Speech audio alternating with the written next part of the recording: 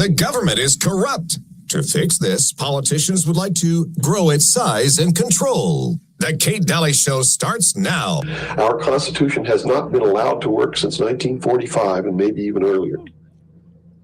And they have been working behind the scenes to bring about a one-world totalitarian socialist government with the Communist Manifesto as its platform, through the United Nations. Authority and power will shift away from humans to computers, and most humans will become economically useless and politically powerless. Already today, we are beginning to see the creation of a new class of humans, the useless class. I can't tell if he's for or against the useless class. This is the machinery of revolution, a revolution that will amplify the already incredible power of the human mind. Plans are now underway to create a national computer center with every piece of information the government possesses about an individual. Today, it is impossible to go through life without falling into the maw of the computer. Where you went to school, your grades, personality traits, credit rating, income, military service are all duly recorded in one government office or another. The plan is to combine them all into one gigantic computerized record of every man, woman, and child in the United States. It's not difficult. One tax return can be stored in just 0.2 of an inch of tape. These racks already hold thousands of miles of record-laden tape. The proliferation of paperwork and the explosion of our population make the computer and its fact-collecting capability essential to the orderly progress of government. But what safeguards can be established to prevent its misuse? One answer comes from the publisher of the magazine Scientific American, Gerard Peel. The centralized data bank is a sufficient nightmare to contemplate. The data bank that's got your complete medical history, your complete financial history, your parking tickets, everything in it. This is a pretty appalling thing to contemplate. It's bad enough that there are 5 different files on you in Washington today. Again, some of the workers in this field have come forward with some pretty good ideas. One would be every man has the right of access to the government's file on him. Nobody can see his FBI file today. No one knows what the Treasury's got on him. Well, he'll have an absolute right to get it. Secondly, he can challenge entries in it and get them deleted. Third, a public record is made of every consultation of it. I'm not a public, but a rigorous record, so that he knows when he looks up his file who's been peeking into it. I don't recall. I don't recall the government telling us how to do that. I don't know. I'm a little perplexed, to tell you the truth. So, yeah, that was Walter Cronkite, and that was actually in 1967. And he was telling us about the big old computer. But, you know, if you've listened to the show at all, and by the way, hi, welcome to the show, Kate Daly Show. And I've got Greg Carpenter, ex-NSA guy, on with me. How are you, Greg? Wonderful. How are you, Kate? I'm good. Thanks for joining me. So there was one part of that clip that I wanted to go back to because I thought it was kind of fascinating because Walter Cronkite was part of the machinery. And let me go back to this comment. Here we go. The plan is to combine them all into one gigantic computerized record of every man, woman, and child in the United States. It's not difficult. One tax return can be stored in just 0.2 of an inch of tape. These racks already hold thousands of miles of record-laden tape. The proliferation of paperwork and the explosion of our population make the computer and its fact-collecting capability essential to the orderly progress of government. I'm sorry. But what safeguard? Wait, what was that? Here we go again. Here we go. Here's Walter. Here's Walter questioning the big questions. Make the computer and its fact-collecting capability essential to the orderly progress of government. Oh, so it's for the orderly progress of government. What's your first reaction to that, Greg? He said it was essential. Essential for the orderly progress of government. We can't do without it. Can't. Nope. And Walter, good old Walter, wasn't even going to ask any questions about it. In fact, when the Scientific American guy came on, and he's part of the machinery too, when he came on, it was like, oh, you'll have all kinds of access. It will be great. You can get in there anytime you want. When was the last time you accessed all the bits they have on you, Greg? I try to think of how I would be able to get my record out of DHS Ah, yeah. Huh. or the See, IRS, the full record of the yeah, IRS. Their yeah. conceptualization of me as a compliant citizen. Mm. Hmm. That would be interesting to try to obtain, I That believe. that would be. Now, on YouTube, LB says, check out the Rockford Files episode called "The House on Willis Avenue." I have not seen this I loved the Rockford Files, but I don't remember. Love the Rockford Files. Yes. Did you see this one? I don't recall that one, Okay, no, but I'm so gonna have to. I'm I'm gonna gonna have to do it binge tonight. watch all the Rockford Files because Yeah. between that and the Twilight Zone, I've seen my life lived over and over again a million times. Ain't that the truth? So if you, wow, I would imagine after talking with you so many times. So here we are today. We have a lot of things on the docket today to talk Sure. about. And so welcome to your Thursday. We're midpoint to May. We're pretty much halfway through the year. That went fast. And no closer to liberty, restored. Haven't gotten rid of anything, haven't gotten rid of the deep state, and here we are. And I'm a conservative to the core. I mean, I love the Constitution. It's just amazing to watch what's happened over the course of time. And I wanted to mention two things. Number one, I know that we're going to get to the end of this, and I'm going to tell you. I'm going to share with you how I think we should save the country.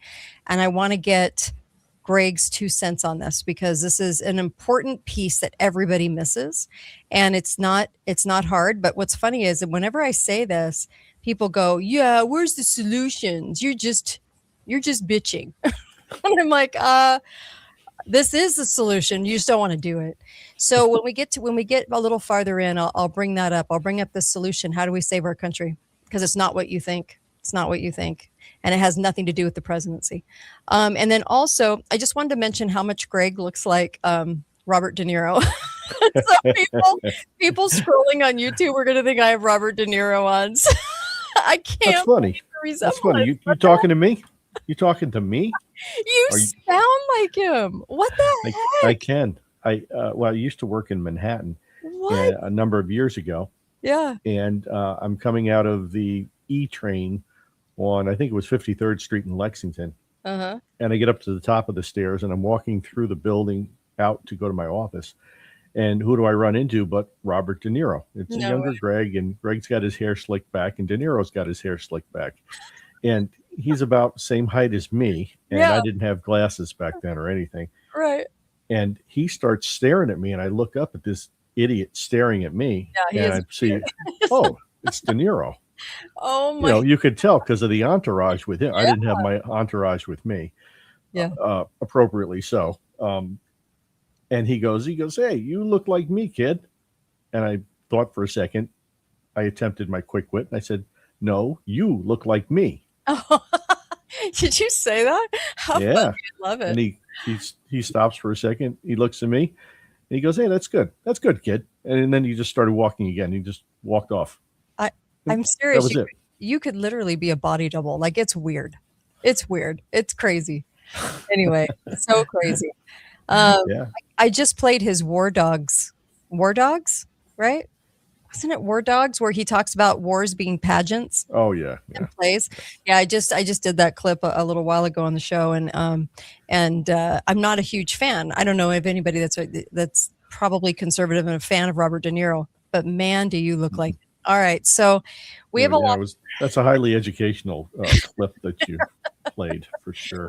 Well, that data center. Okay, so Cronkite. What were your thoughts on Cronkite? Cronkite was, unfortunately, he was such a wonderful, down-to-earth speaker that connected with people so very, very well. Grandfatherly. Yeah, right. And people, good, bad, or indifferent, people trusted him when he brought you the news.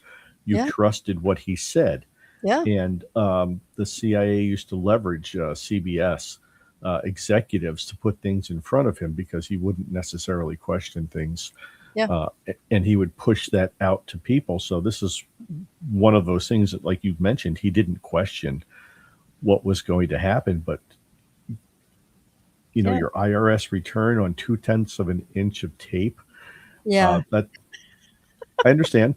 But if you think about it, back in the day, when they have hundreds of miles, like Maxine Waters would have said, boatloads of miles of tape. Maxine Waters.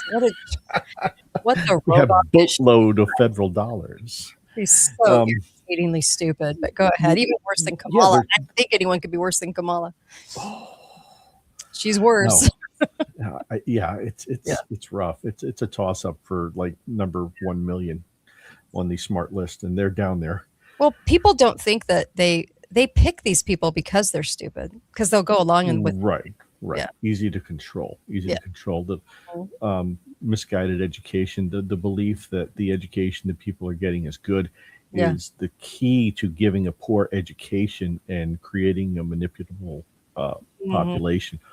Horace Mann understood that in 1838 when he introduced the Prussian system into Massachusetts. So it's not something that's not unheard of. He knew he was creating a worker class and a soldier class, and that's what he wanted, and that's what everybody wanted in power. But Cronkite was extremely trusted and easily used.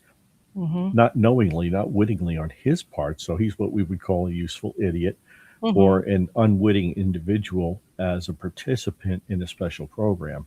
Yeah. So basically, he was the mouthpiece. We go and we write things from time to time. We have propaganda and we have talking points and things like that.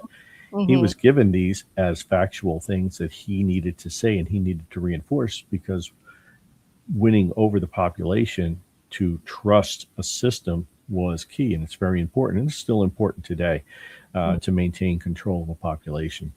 So I totally, I felt like Walter was, giving me information that let me trust the fact that the government was going to hold all my information and that I'd be able to query it anytime I wanted. Yeah, we're not like the communists. You can get your file anytime.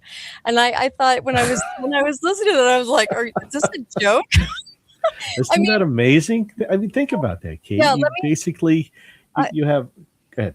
Well, okay. Let me play this again, because I just want everybody. Sure.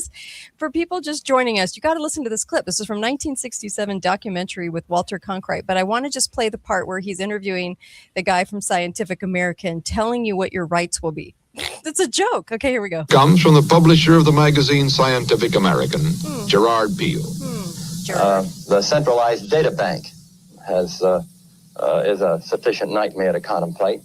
The data bank that's got your complete medical history, your complete financial history, your parking tickets, everything in it.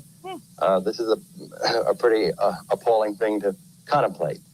It's bad enough that there are 5 different files on you in Washington today. Some of the workers in this field have come forward with some pretty good ideas. One would be every man has the right of access to the government's file on him. Nobody can see his FBI file today. No one knows what the Treasury's got on him. Well, he'll have an absolute right to get it. Secondly, he can challenge entries in it and get them deleted. Third, a public record is made of every consultation of it. I'm not a public, but a rigorous record, so that he knows when he looks up his file who's been peeking into it. And why are they peeking into it? And why do they have them? And I thought we were in America. And why is this all consented to? And why did Walter Cronkite not even question this? And why did none of the media question this and only talk about it as revolutionary? And what are the files for? Never talked about. And they even sold us on, this is what we think should happen, not what's going to happen. Why? Yeah. Because in mass manipulation in the media, what they do is they just sell you on the idea of it, thinking that that is the truth, that that's how it's going to be, so that you're not registering a warning sign in your brain. That's right. The foregone conclusion is one of the strongest selling points that you could have. Yeah. And again, it's interesting to see that the words that are used, think about, we use the word democracy quite a bit. And, we're not necessarily we're not a full democracy. We have a democratic process embedded into Republic. a republic developed in a constitutional union format. Yeah. So we're a hybrid like most any other government. I mean, if you try to look up Canada's situation, they're a constitutional monarchy that's an independent system that's the They got the queen. design of government is like this long in Canada. So but they're mostly a democracy, and that's a big problem. And you're seeing that come out now through Canadian media every day as the Canadian system is imploding on itself through the democratic process. Good point.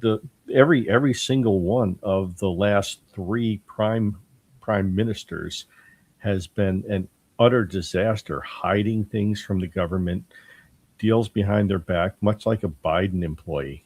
It was really interesting, and I've lost faith in the good-natured docileness of the government there, in the same way that I'm very concerned about the federal government here operating behind the back of the supposed authorities. And when people are sold on things that aren't there, when the language is replaced, then we're talking about things that are not the problem, and we're focused on the wrong things. And that's a consistent problem that we face. We point our fingers back and forth and go Democrat, Republican, and it's not.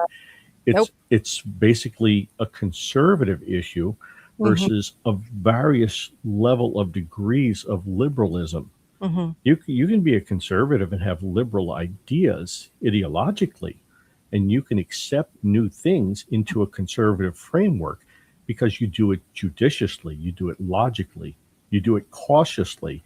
You don't haphazardly throw your government to the wind and say, you know what? If we can just print another $1 trillion, that's going to fix our problem. And that's actually another thing that I've always been concerned and confused about. If we have a debt that's $1 trillion today, and it'll be $1 trillion tomorrow, why do we have a debt? If we can print money, we can print away the debt. So when we talk about maintaining debt is for a dual purpose. It's to actually improve our balance sheet, because debt is an asset on the other side of the balance sheet. Ooh. So you can actually force somebody's hand or force another country's hand through debt, through our debt. So you're never going to get rid of your debt. It's part of the system that got created back, 1694 in England, the Bank of England. They started doing it where you started paying off the interest on your loans, but you never touched the principal. Think about your 30-year mortgage, your 40-year mortgage. Now they're helping us out. I know. Right? Yeah. When do you actually touch the principal on that in a meaningful way? Well, on a 40-year mortgage, 22 years down the road, you actually make a dent on the principal. So crazy.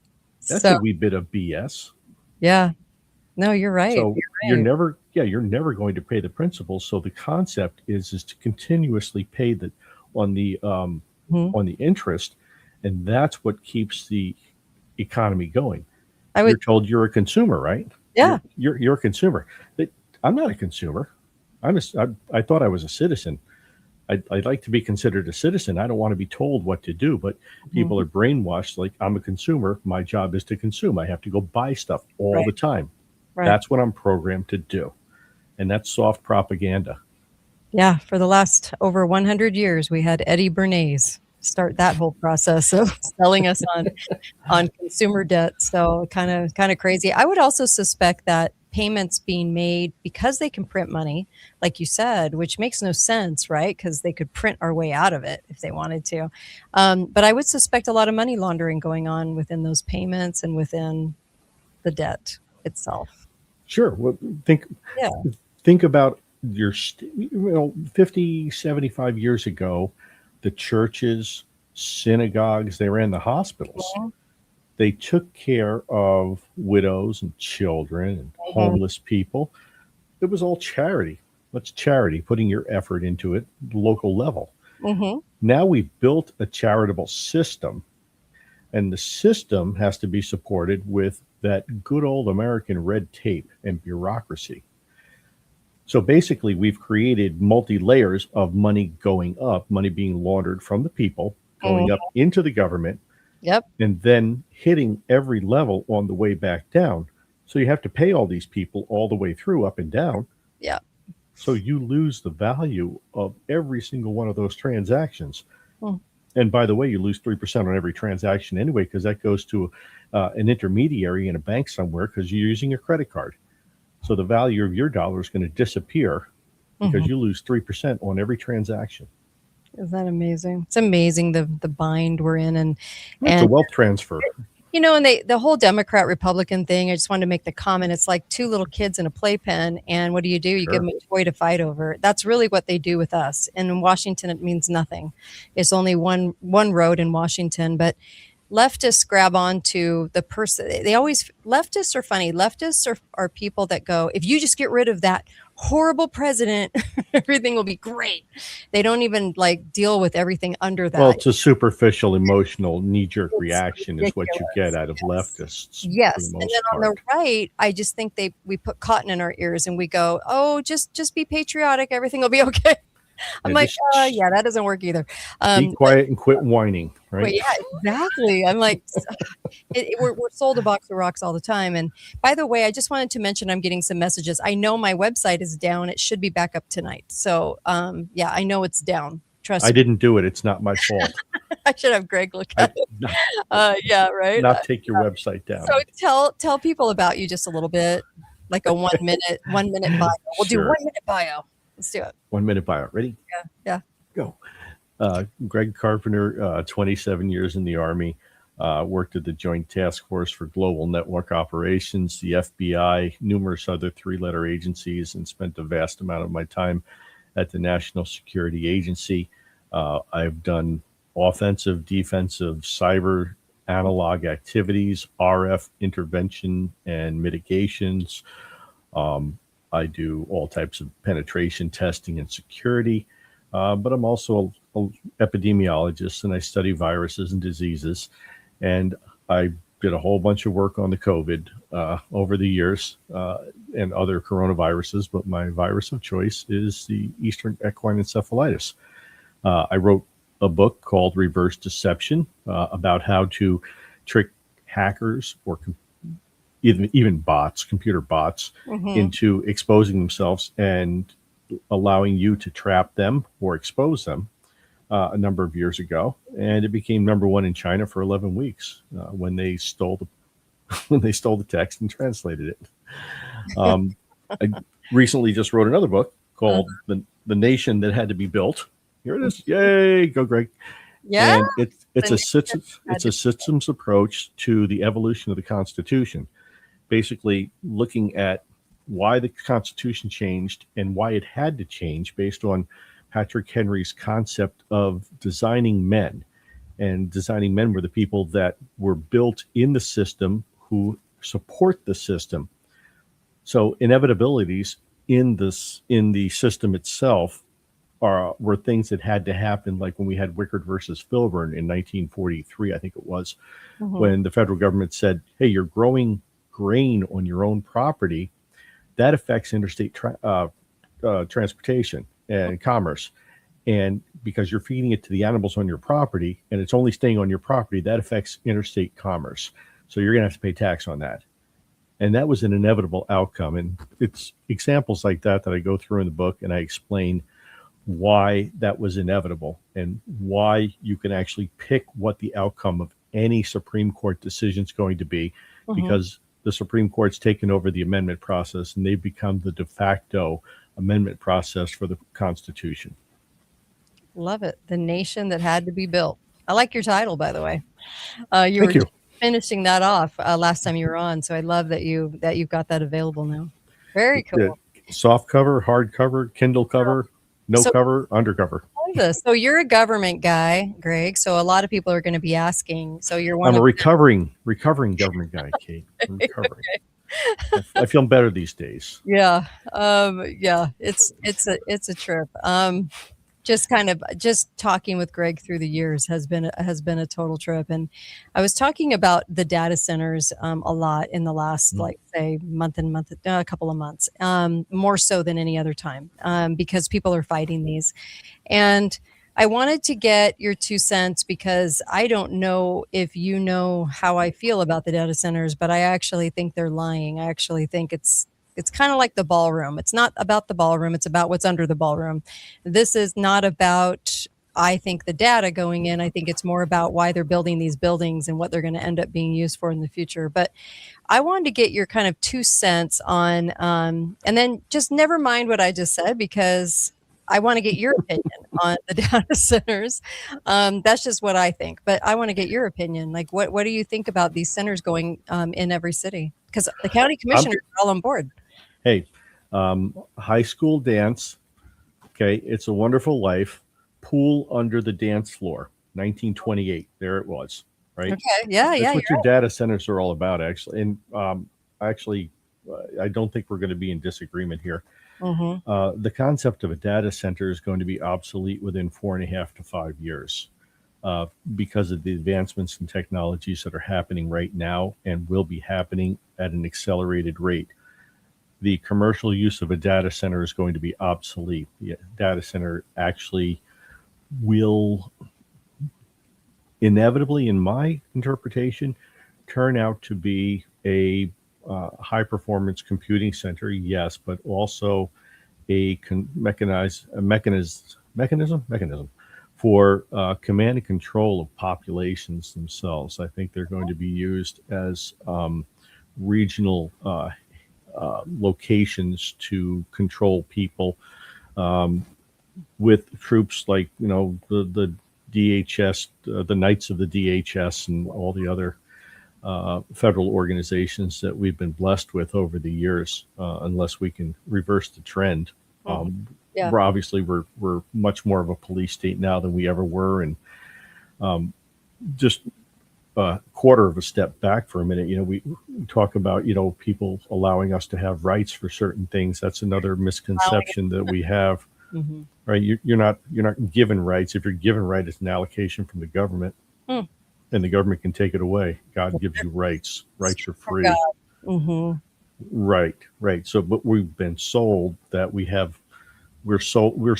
been sold that we have Second Amendment rights. No, we have a Second Amendment that restricts the federal government from manipulating us with our God-given right. Yeah. So, right. The manipulation of the language is tremendous. But anyway, back to the data center, I think there are going to be staging areas. I think there are going to be areas for literal logistics pileup and stockpiling and controlling, managing, and allocating resources as the government wants for an increasingly useless population. As AI takes over and controls things, you're going to see the universal income, but it's going to be a credit-based system. There will be some type of additional link to you and your ability. Have you seen some of the videos that have come out of China lately? The people that are living in the street because they can't buy food because their social credit score has dropped. They've been kicked out of their houses. And there's hundreds and thousands of people living in the streets now. It is a tremendous thing that's going on there. We call that a dry run in the United States. We call that that's observational research. Is what we're doing.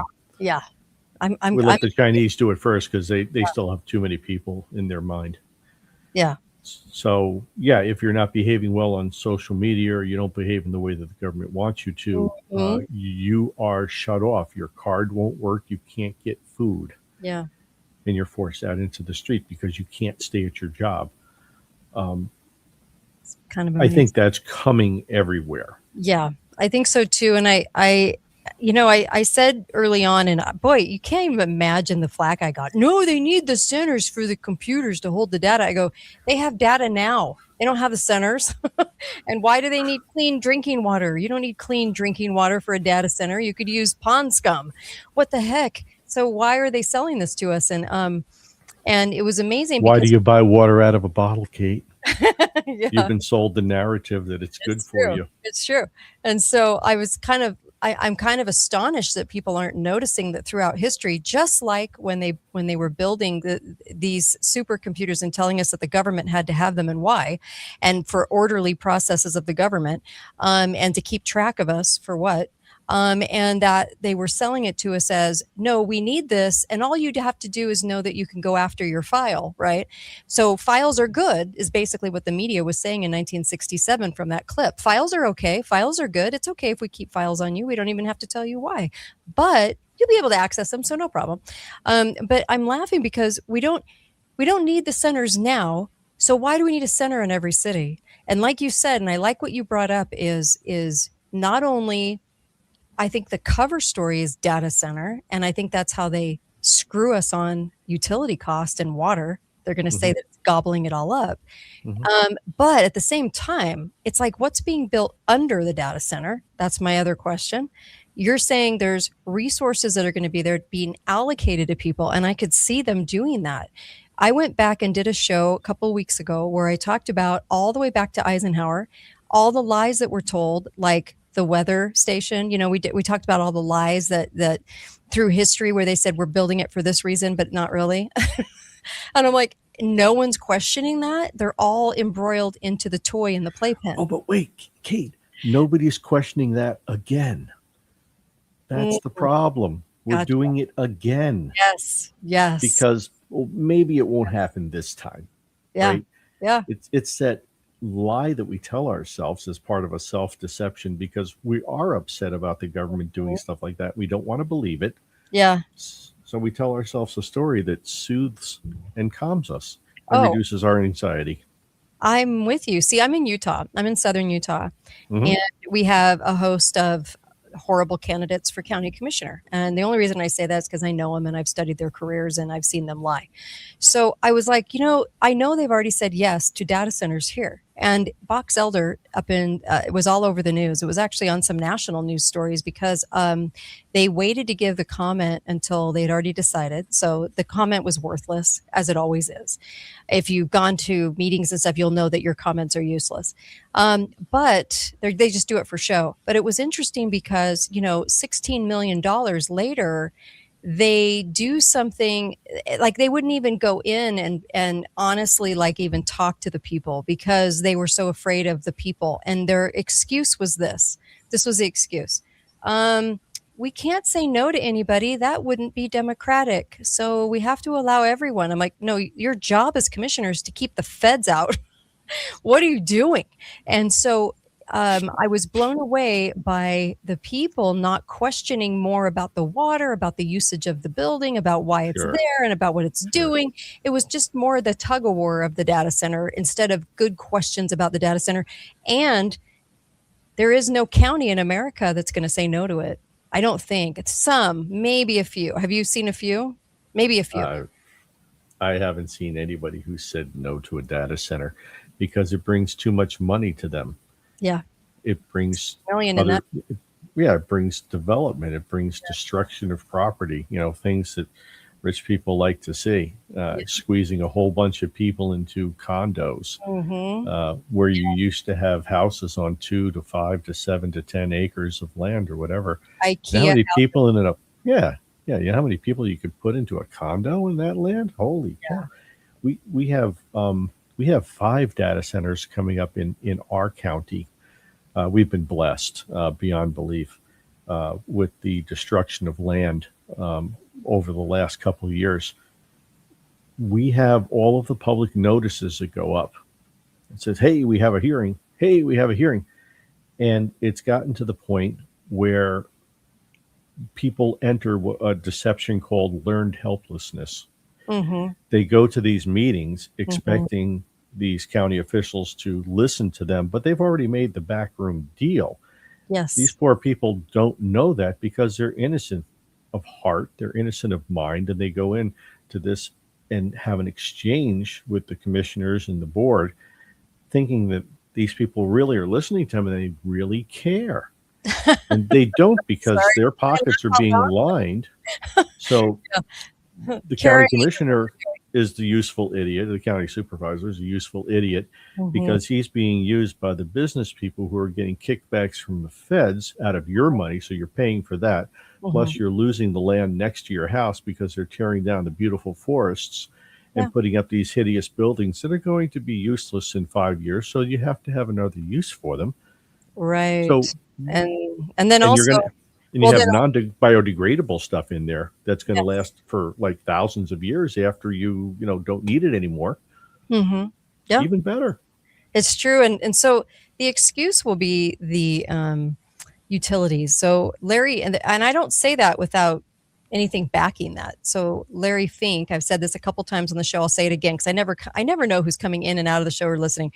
But Larry Fink, call him the Finkster, at what a name that they made up for him. But at Davos was saying, your utilities and your water are now, we view you people, you citizens, as secondary.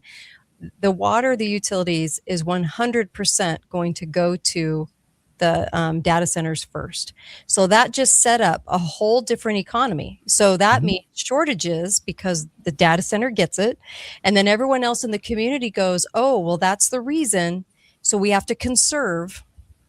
And then we have to get our allotment, and we're okay with that because the government already built this center. The center's already stealing it, right? The center's going to steal the water and utilities. And when the cost goes up for the shortages that we receive, because this was all in the 2030 and 2050, WEF reports. So their idea was that we are now having to pay more. So it's very difficult to own anything and pay the exorbitant prices for water and utilities, meaning you're not going to own anything. Yeah. That's right. Yeah. They said that, they put it out there. Yeah. And you're going to be happy about it. So don't worry, be happy. The data centers you'll have to rent that too. It's a new economy going in. I don't know if people realize that. That's an overhaul of the entire economy in your area. And these stupid county commissioners, I mean, no brain in there whatsoever. I know people go, they're not innocent, they're dumb. Yeah, they are dumb. I've met them, and they will go for the money. It's the little carrot, and they'll go, see what I'm doing for my community. I'm grabbing all this money. And then what happens is they agree to this crap. They tell you have public comment. They never want you to have public comment because you're not part of the decision because you're a useless eater. They're the ones making the decisions. They're in the good old boys club, and then they continue. And so if anyone right now is questioning what I'm saying about the commissioners, and this is only coming from because I know some, and interviewed a lot on my show actually. But here's the deal. Look at your state of living right now. Now look who's been at the helm in your community. And I'm going to guess, because I'm going to be right, that the politicians in your community, for the most part, have been there probably more than 20 years. Are you paying more taxes? Have you gotten any liberty back?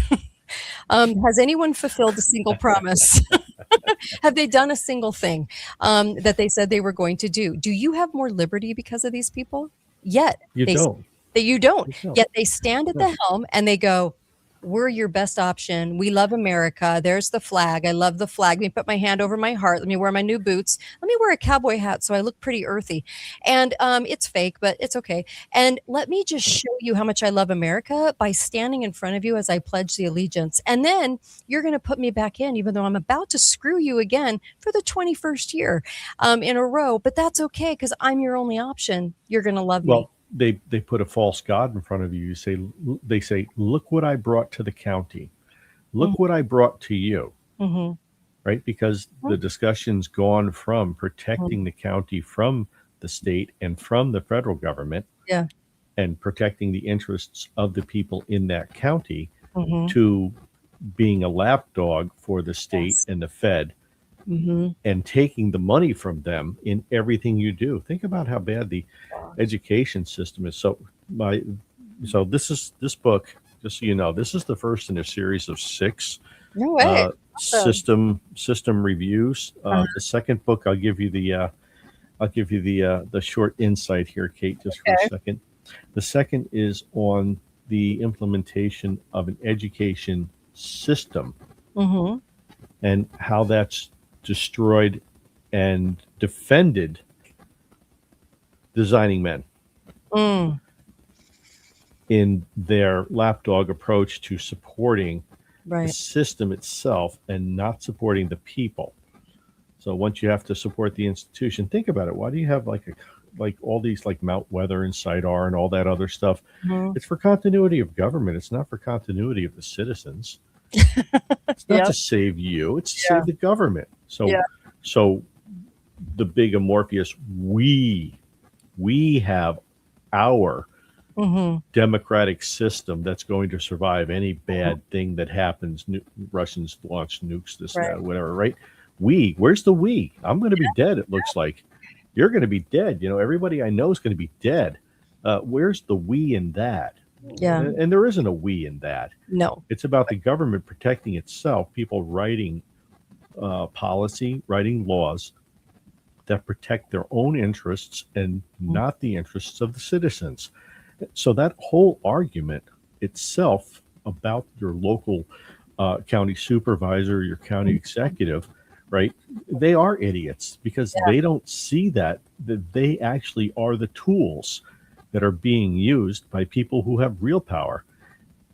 The problem with the county executives and supervisors again, is that they're in the good old boys club, like you said, but they're only in the good old boys club as long as they bring home the bacon. Yes, that is very, very true. Otherwise, they're excised from the club pretty quickly under really weird circumstances. And I've seen that before too.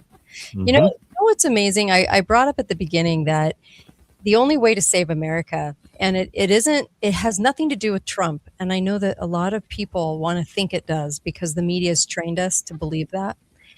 But I've said on the show before, Greg, and I just wanted to get your 2 cents. So let me lay this out. So it has absolutely nothing to do with the feds because the feds have to gain access to a county.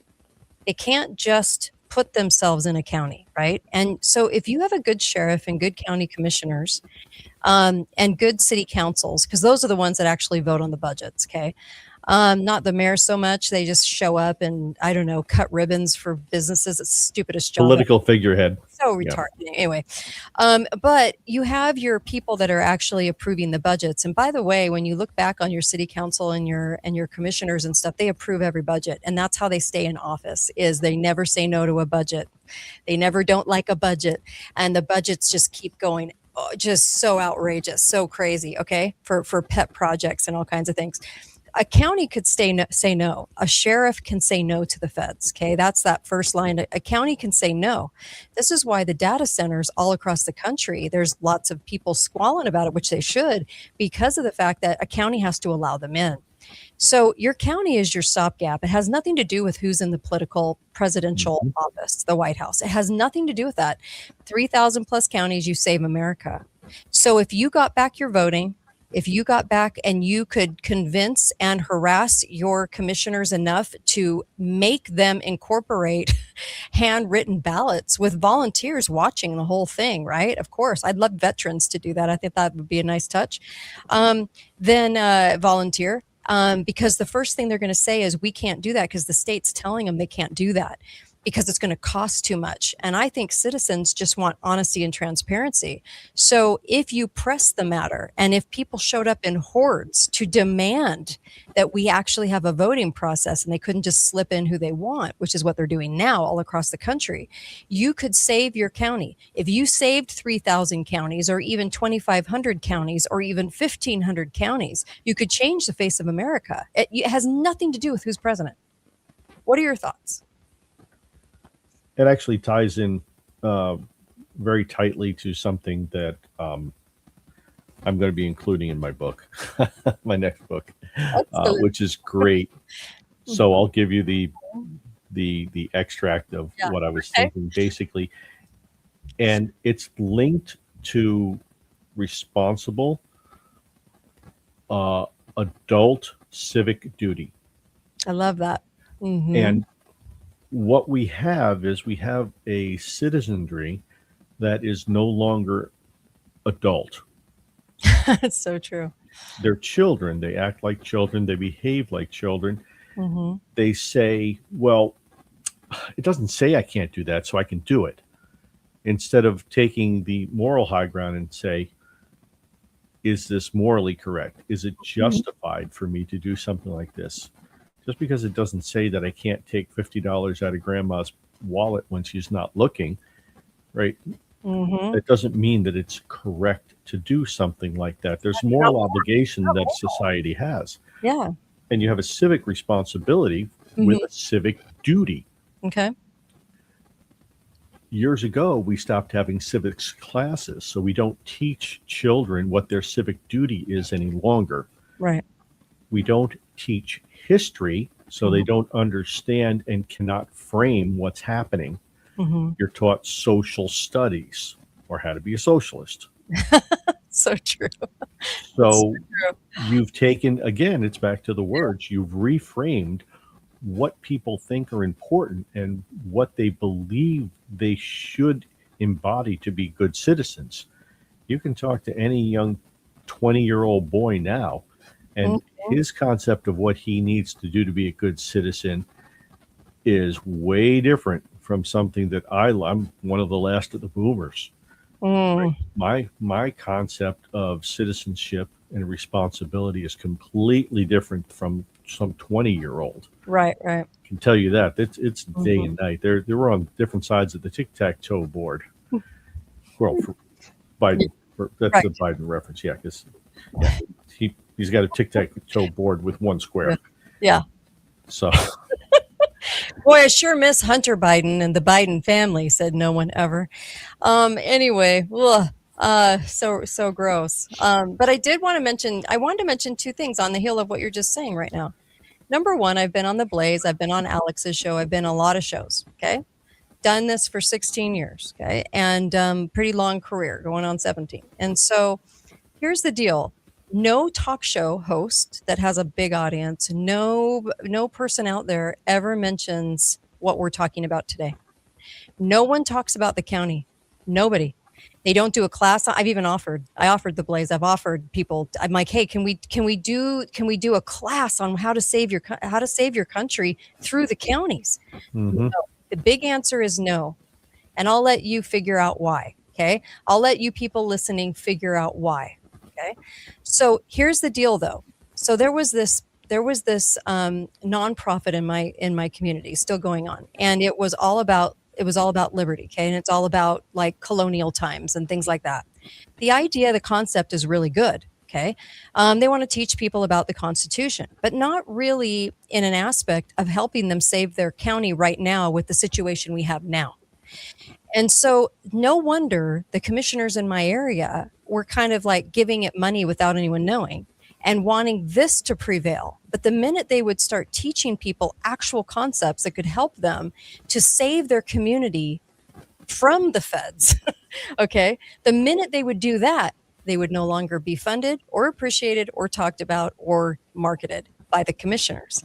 So the commissioners like it if people stay really stupid. That was my point, is that we don't get told anything. No one's willing to use their podium for classes or understanding of this or ever even talk about it because they don't want people to save their county.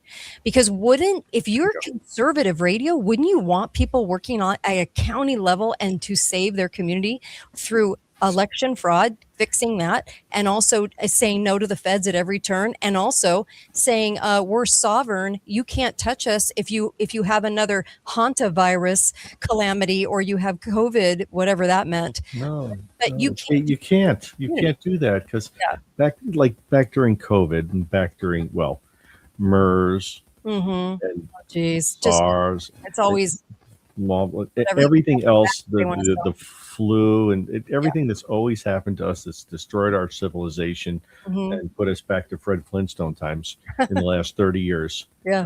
Right. You literally cannot get rid of the problem. Otherwise, you don't have a job. If you solve the problem, you don't have a job. We say that in medicine all the time in medical research. A patient cured is a patient lost. And that really rings true when you look at the progression of healthcare, treatment. Yes. Curing. You're sold treatment these days. You're not sold a cure. We can get you into long-term therapy. We're not going to fix the problem. So how many people have psychiatrists cured. Ask any psychiatrist their number. If it's greater than 0.0, Mr. Blutarsky, Yeah. you would be an outlier in the psychiatric world. Yeah. You don't cure people, you treat them long term. We're a useless eater profit center. so Nice. yeah, get as much money you can from the little useless eaters over the long haul. Never fix them, only treat them. And we have a horrible medical system with a lot of lying doctors, and we have a horrible mental condition. Karl Marx said it best. Yeah, he said, capitalism would destroy itself based on greed. Yeah, for sure. This is literally what we're doing now. We are the embodiment of Marx's dream. Yeah, and I know, right? And here's the thing: I love capitalism. I don't like it when the crazy politician gets involved, but I like capitalism because capitalism is what gave this country actually its strength to have its autonomy as well. Because this is why the third world countries don't succeed. They can't own anything. We could own things here. That was our strength, and they're trying to take that away at the root. Personal property rights is the key to progress. Right. In any society, and we've proven that hand over fist. It's just been incredible. Right. And as soon as you change that, as soon as you adjust that model with this new economic model that's coming out where nobody has to go to work, nobody's going to have responsibility, everybody gets boatloads of federal money for free, because you're not going to bite the hand that feeds you if that's the only hand willing to give you food. So the feds will be the only ones, right? There can be only one Highlander. Yeah. Patrick Henry said it. You can't pay taxes to two governments. You can't pay to your state and to the feds. Yeah. Right. And he said one's going to win out, and it's always the bigger one that wins out because governments centralize power. Yep. And it wasn't wrong. So my question is, what else do you think these data centers will be used for? I'm actually curious to hear your thoughts. Data centers, well, they're going to be used to actually, I believe, again, locally monitor and manage different populations. I can see where you would have problem populations being sent to live in one area. We talked about the FEMA camps before. Back, a few years ago, we were having the discussions. We pulled out the FEMA documents. We were talking about how the camps were going to be set up for people, and some of the camps were set up, and they existed for a while, but they've tightened their documentation now, and now you have camps that are designed for specific groups of people. Now it's gotten a little bit more intricate on how they're going to be dealt with. So I see the data centers as mostly a regional control organization. They'll process everything. They'll be your judge, jury, and executioner. They'll be the ones to control and manage. Now, the people in there will be there to serve the computer systems themselves. And they're also going to be used in the future to control and manage life cycle, I'll call it. And that's part of the human, the human cyborg integration that's happening now, where people are getting, different computer parts put into their body, but they're also having body parts grown specifically for people. So they're taking them as transplants. This one guy had an arm that was just recently transplanted onto him from his DNA. So you're going to have complete bodies eventually, and they're going to manage the essence of consciousness in the future. And I think that's where it's going. As long as we need a solid body to continue forward with your consciousness, you're going to have this until you get to some point where you're just going to be an avatar or something. I don't know. Angel on Facebook says bobbleheads. Yeah, that's basically a bobblehead. But I don't like any of it. I just hope I'm gone before we turn the corner on everything stupid. I know we all do. And then we worry about kids and grandkids and what's headed for them because... Well, my additional concern is the reconstitution of the deceased. We're going to get to the point where you're going to be able to put people back together from just pieces of DNA, and you're going to be able, eventually it's going to happen. I know I'm not crazy. Yeah. I've seen some strange things over the years, but you're going to take people who've been cremated, and you're going to be able to sort out, and you're going to find those specific specks of dust wherever the heck they are, and you're going to be able to reverse that chemical process and you're going to be able to put people back together, and you can draw the information out of their heads. We're already able to go to deep space and recover deep space radio waves back from the early 1930s. Oh, I really would have loved to have heard what Hitler said. It's out there, and it's still bouncing around. And we've been collecting all kinds of stuff about that. Wouldn't that be amazing to see what truth got out? Yeah. No, it's devastating to hear, but people do need to hear it because, you can concentrate on counties fighting all of this garbage. They have to be strong. They Yeah. have to be willing to understand that a sacrifice is needed. Yeah. Yeah. And you have to stand on principle. Yes. You can't acquiesce. You can't capitulate because they will just take advantage of you and they'll own you like they do in so many cases right now. One thing I notice is that you'll hear a lot of the scary information coming from the shows I was talking about before, right? The bigger shows, the bigger conservative shows. You'll hear the scary, but you'll always kind of sit there and you're kind of led to think that, and this is just my opinion, you're led to think that the feds can either fix it or destroy it more into what they're talking about, right?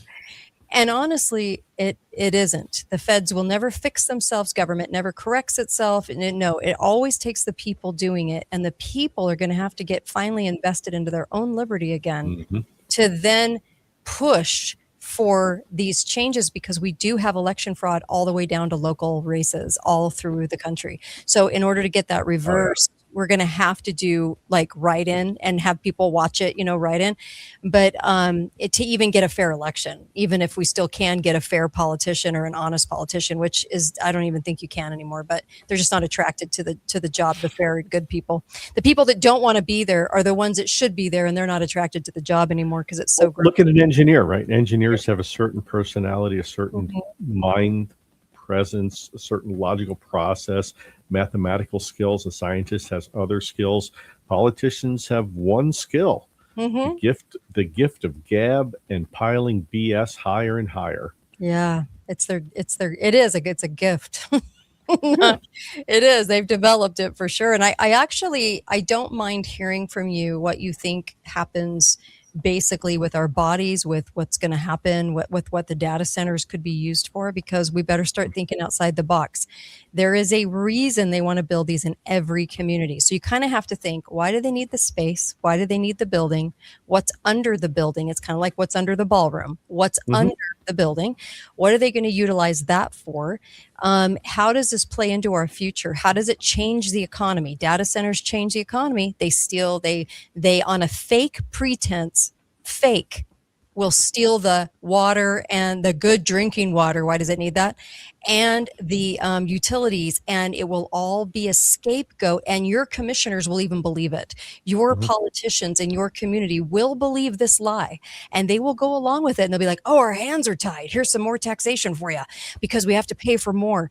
And so they'll go along with it because they're not the smartest bricks, in the building, and they will go along with this, and we will be lied to. So these are the things that people need to know now so that we can fight it as it's coming, right? Do you think there could be anything done at this point? I had written a short story when I was 22 years old, and I forget the title exactly, but what happened was people were getting old and they were passing away, and they didn't die. They were taken, they were put into these large buildings. They were put in the basement of buildings. It's kind of hysterical you're talking about this. And they were kept alive, and they were kept alive for benefits, so they could draw benefits. And the benefits were willed to the state. So the state was creating a cycle of benefits being drawn by people so it could feed itself. And people were kept alive as long as capacity was necessary to maximize the state making money for internal purposes. It wouldn't surprise me if it was, humans for human resource purposes. And I say human resource purposes by repurposing different parts of your body or different parts of your functional capability using your brain, because we're learning more things about the brain every day. There's a reason why we started mapping the brain back in 1998. Mm. And that was one of the DARPA programs. And then IARPA did it, which is the CIA DARPA. And then every university decided to start looking at mapping the brain. And now we have a lot of understanding of what the capabilities of the brain are. And we're learning that a lot of the MK Ultra stuff that the CIA said didn't work back in the 50s and 60s, well, it works. And we've been lied to about that. The Havana Syndrome, we were told that didn't work. It wasn't real. Right. Gosh, this paper came out 2 months ago and said, well, actually, it works pretty doggone well. And this is why it works. And it was a CIA guy who had been working on the program. They lie a lot. Yeah. We believe what we want to. Do you know what's crazy? What we want to believe, though, because there's so much to be scared about. Do you still find it nuts that we catch them in lies all the time, but if you call them a liar, if you call them a liar, you're a conspiracy theorist? Sure. Well, that's again part of the misnomer of what language is about. You look at my highly esteemed governor here, Spanberger, right? Yeah. The former CIA witch, I'll call her. Yeah. How do you know she's a witch? Well, you look at her legislate. She basically removed the minimum sentence for violent felons. So there used to be a minimum for rape, for incest, things like that. She removed that. And then she led into this whole gerrymandering thing where they had tried to stage it and, get it so that they could manipulate the election. Yeah. So 2 days ago, we hear the scuttlebutt up in D.C. And that, Trump's considering signing the executive order to pull Alexandria back into D.C. Because when it's seated with Virginia, it was never legally released from control of D.C. So it's actually part of the District of Columbia, and that would make all those people who live in Alexandria lose their vote because they're part of the District of Columbia, and it would turn Virginia about 65% conservative and 35% crazy. I mean, liberal. So we're open to that. Do you have faith? This is what's being asked. Do you have hope that we can still turn the boat around? Do you still think that there's a way? No. I think because people aren't going to give up their self-interest, people aren't going to take on their civic responsibility because it's too hard. Nobody wants to stop. No, people are complaining about the growing pains right now that Trump's put them under while he tears them away from a system that is literally destroying them. People are complaining about it. He's giving them their freedom back, their autonomy, their independence. And people are crying and sniveling about they don't want it. They want to be controlled by the state. They want security. They want lines at TSA. They want to stand and wait and get checked in every different way by a TSA agent. That's what they want these days because they're scared. Okay. But at the same time, aren't we kind of orchestrating at the same time? Because I feel like no matter what party gets the presidency, the deep state runs the show anyway.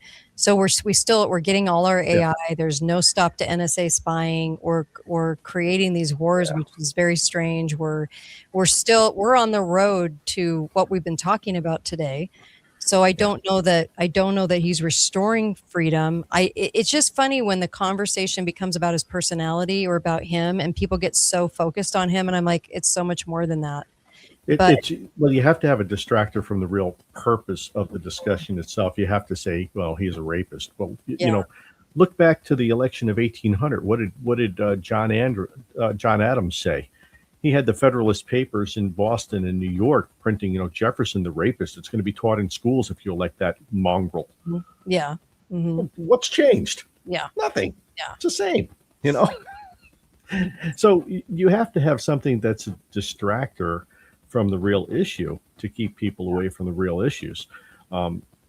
Trump is actually coming in from the top down. He's coming external to our economy and what's happening here to the factors that are actually really affecting how we live and what we do. And he's kind of coming in from the outside and putting pressure that way. So with all the tariffs and with Venezuela and the proxy war in Iran, all of that, it's to help support his overall effort.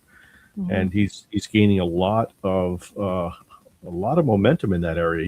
He got the Brits to not sell Diego Garcia, which I can't tell you how huge that is for us. That is tremendous that they didn't do that to that Muslim country that would have shut us off because they're getting paid tons of money by China. Diego Garcia has some of the most important assets we have out in the area there. And to lose that would be a tremendous blow. So, yeah, he stopped that. He made a deal with Indonesia. He's literally pulling off deals that the people back in Congress here aren't even talking about. They're focused on their little petty arguing and their infighting back and forth to keep people's attention. Yeah. That's what they're doing, and they're stressing out about him actually making progress. I don't think that he'll be 100% successful because he's going to be shut down. He was shut down last term by the deep state, which is a combination, cross section of Republicans and Democrats in a certain group that are in the non-elected class of people that are running stuff in the background. And there's lots of them. I mean, it's not as small as you think. Yeah. But those are your designing men.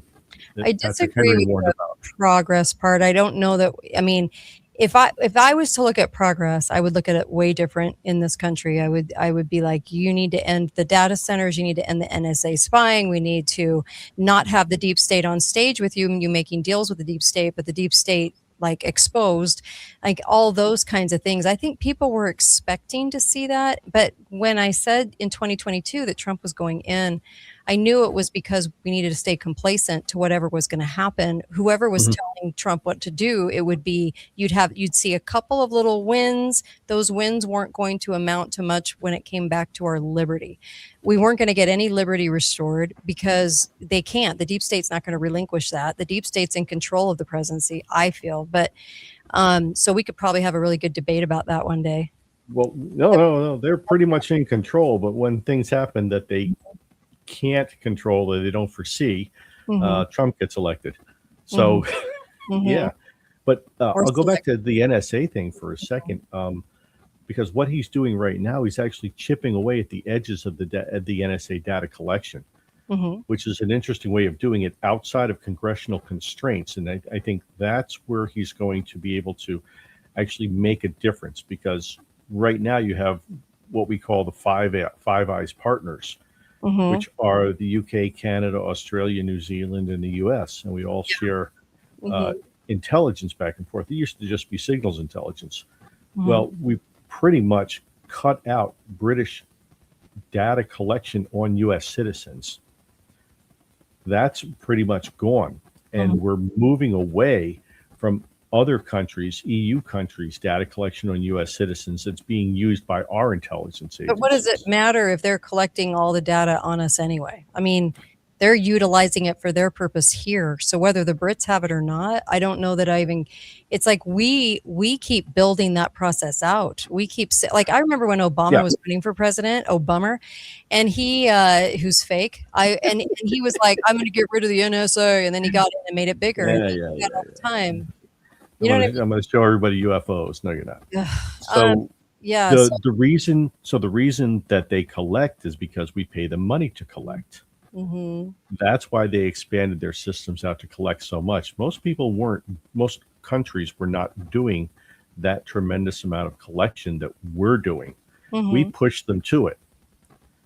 So now we're taking back the funding for the collection, and we're severing or changing relationships with different countries in a way that we're not using that collection anymore. So they don't have a reason to do it because they're not going to pay for it out of their pocket. What's that? What about Five Eyes? Well, that's it. The Five Eyes is actually there was discussion about 6 months ago. There could be a breakup of the Five Eyes, could be Four Eyes, could be Three Eyes. They're very, very concerned about that relationship because I was in Vancouver in International Security Summit, and we had a debate about that. Would the Five Eyes survive Trump's reorganization? Because they see it in Canada. He literally cut the bottom out of support for Canadian collection of U.S. citizens abroad, because Canada collects different things in different countries. We have different collection, the Brits do, and we all focus in different areas. Well, in doing that, we have pretty much the whole world covered. But we also take in all the data about when U.S. citizens are abroad, and I'm not saying they use it all the time. You know, there's laws in place. Okay, you guys are listening to me. I know NSA guys. You know, they're listening, right? And they know it. There's laws in place, but the data is collected out there. It's like, why did Google and Gmail move all their server banks over to Germany? Because when you send an email to somebody, it's got to go over to Germany where somebody can collect it. You can't leave the server here because we can't collect it here. We got to be able to get it. And if it goes to Germany, we can touch it over there. Okay. So that happens in every country in different ways. And Trump is starting to put the kibosh on all of that intelligence. We call it intelligence inbreeding, because they're all getting money from us. Your tax dollars are funding the collection of your data in different countries in different ways. And that's kind of just the way it is. So he's starting to take that apart as part of his overall strategy. So you can't take it all apart at once. You got to chip it apart. I don't think he'll get that far. There are legitimate reasons for collecting data, but there's also the tremendous potential. And as we've seen with the FBI and some other organizations, you know, the tremendous misuse of data over the years. It's appalling. You know, J. Edgar Hoover would be sitting there going, you know what, that was pretty awesome. That's how bad it was. So there was a comment on Facebook by another guy that doesn't get it. So he was saying, you know, when you consider Trump is doing blah, blah, blah, and you're talking about Obama, give me a break. What that person doesn't realize, and this is where you and I might disagree, they are all part of the deep state. You can't be president of the United States and be an outsider. There's no way. And so all the moves are being made by the deep state. You might have some moves that make people complacent into thinking that everything's being taken care of or there's some kind of master plan, but it only seems like we move in one direction. We moved in the same one direction when Trump was in the last time, when Obama was in, when Biden was in, when George Bush was in, Clinton was in. Like, we only move in one direction. It isn't about who's in the White House. It's about who controls the White House, right? So we only keep having these things. We don't end anything. And so even if they chip away, or what looks like they're chipping away, which sometimes it'll come back, be a fake pretense, we're always stuck with what we have. And just like it's one good example is Obamacare. We still have it, and no one's fighting it because it was meant to be. They were going to get that in, and it was discussed. The focus of the problems changed, right? Yeah. So I don't know that any president is there for our benefit, because I think it's all controlled by the deep state. What do you think? The deep state pretty much controls everything. The presidents that screwed up the system, Kennedy screwed up the system. Yeah. Right. Because Daley and the guys out there in Illinois were able to locally make their voice heard and stuff the ballot box and got Kennedy in outside of what the deep state had wanted. So the first time through, you know, for Trump, they didn't think he would do it. So they didn't put that much effort into it. Then after he won, everybody came out of the woodwork against him. I know that when you have both the Democrats and Republicans against you, then you are in opposition to the deep state. Maybe you do it, or you have a couple people with you that are there, but or again, you're not going to get that like opposition to the deep state. That's what I'm saying. Like, all on sure. false premise and so much brainwashing that at this point, Sure. it doesn't even matter who sits in that chair. I hope people go look at the last 100 years to know what I'm saying is true. I've studied it, and I'm like, we never went in a different direction. Tremendous. Yeah, it's so grotesque. So, and we've got to fight it. Progress marches on, Kate. You missed that quote. We keep marching on when we should be taking a step back. We spent way too much time running into the future with broken glass in our hands and scissors sticking up under our chin, and we don't sit back and reflect. And, I mean, the automobile was supposed to help us. What the heck has that done to us? Well, email made your work life easier, right? Right. That everything's documented. So, it's funny because I look back on our history and our past, and I look at right now, what's going on right now. And it seems as though we've all had presidents, the presidents that we've had, I should say a different way. The presidents that we've had have always kind of given us these little tiny wins, like these little tiny things, and they mean nothing to the big picture, but these little tiny wins so that they can gain the trust of the party rats. And I think party rats on both sides, Republican and Democrat, are useless. Like they don't get it at all. And so the people that FDR said that nothing that happens in politics happens by chance. Yeah. So that was 1933. Yeah, it's been taken over since Colonel House. Colonel House was, sitting there with the little strings, and coordinating and conducting. And then, I think about Cheney with Bush, and I think about, it's the VP has always been, election insurance, and so it's always about. Yeah. It's always since Eisenhower, you've had somebody who's running everything behind the scenes. Because they're not the one, you never see them, right? It's like you said before, it's the mayor, right? The president's like the mayor. It's like, hey, how are you? I'm good today. Good to talk to you today. Yeah. They serve ice cream at the social. They cut ribbons. They're like they're honestly like a golden retriever. Yeah. It's just like, so happy to see you. But when we just real quick before we hang up, I just wanted to remind people, when they did the Manhattan Project, they told people it was a demolition range, and that it was war production. When they built the Presidential Emergency Operations Center under FDR, they told people it was just a bomb shelter under the White House. When they told people under Truman it was White House renovation, it was actually they were removing floors. They were doing significant underground infrastructure. They never wanted to admit it. They were doing structural renovation. When Eisenhower did Area 51, they said it was a weather research station. When Eisenhower did Cheyenne Mountain, they said it was air defense communications facility for the military. Right. And when FDR did Social Security, they said it was a temporary measure. Yeah. When we got our tax for the Olympics because I'm in Utah back in 2002, they told us it would be temporary. Still paying that tax. It's 2026.